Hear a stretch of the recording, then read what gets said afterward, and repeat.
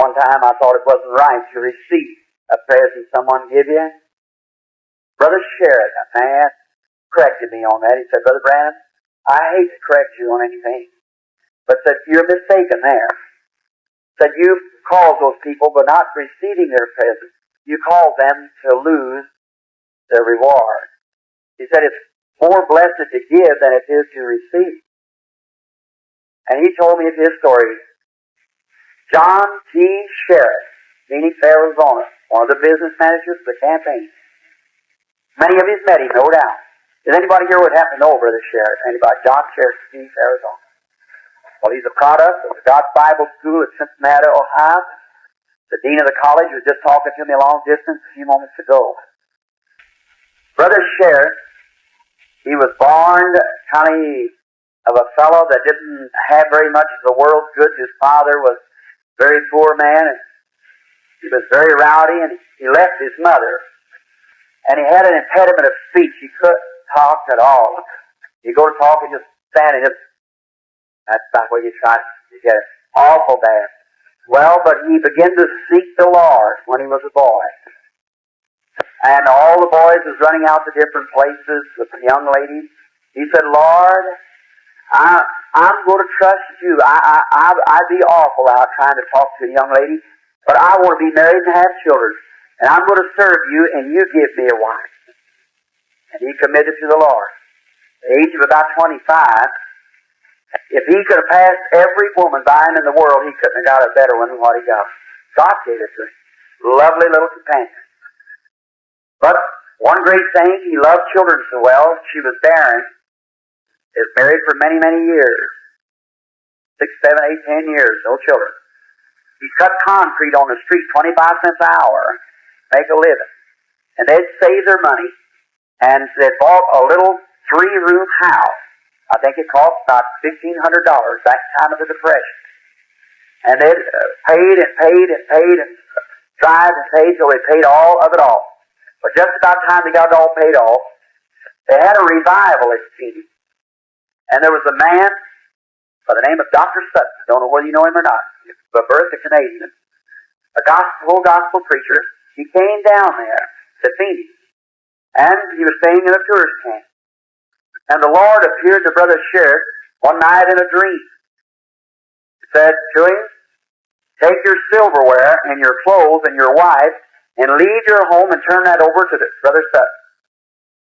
Think of it. After about 10 years of hard labor in the Depression, saving and striving, and the Lord told him to turn that place over to Dr. Sutton, which was a well-known minister. Brother Sherrit, all right, Lord.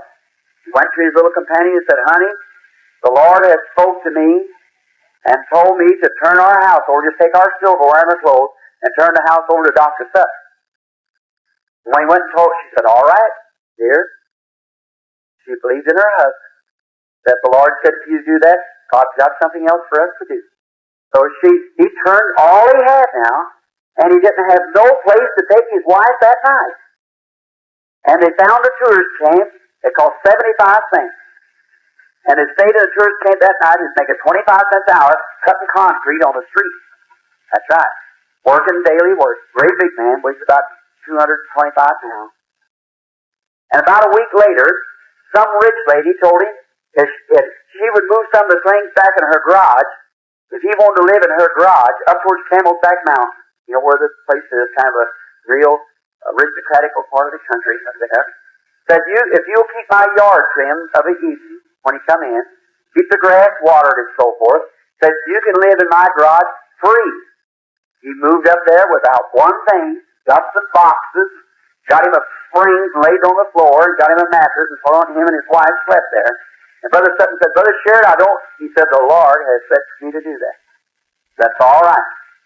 And he went on, and he was that way about a year. Lived a good Christian life. And finally, the lady that he lived with was a balded millionaire woman.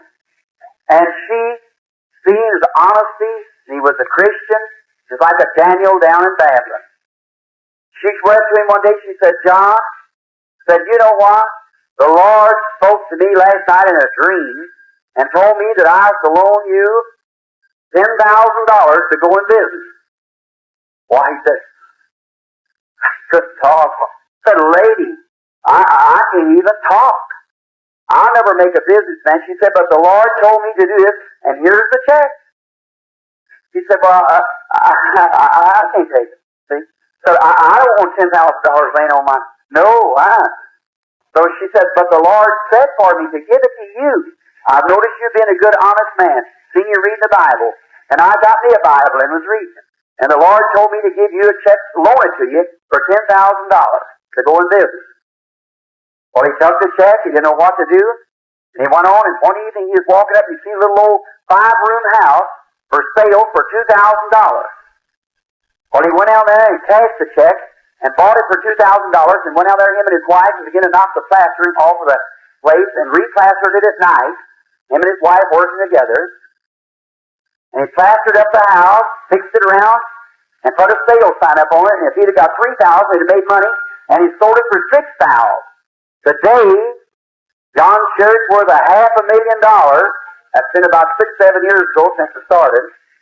Worth $500,000. He's the father of 3 fine little children. Oh my! Now she wanted to write to me, just like John C. Sherrit, Arizona. Look at him and ask him the testimony yourself. Now he's plenty of tracts and everything, scattering the gospel everywhere. He'll probably be with us shortly again in the same thing. It's more blessed to give than it is to receive. Now, that isn't saying you let God tell you what to do. And when God tells you that Mrs. Jones over there is a widow woman and needs some clothes, and he speaks to you to go help that widow woman, you go help. You do that. Because, listen, friends, all the money that he has is going to pass away. There won't be no more. It's just the eternal things, it's the things that we have in our soul. Is that right? We came into the world naked, we go out of the world naked.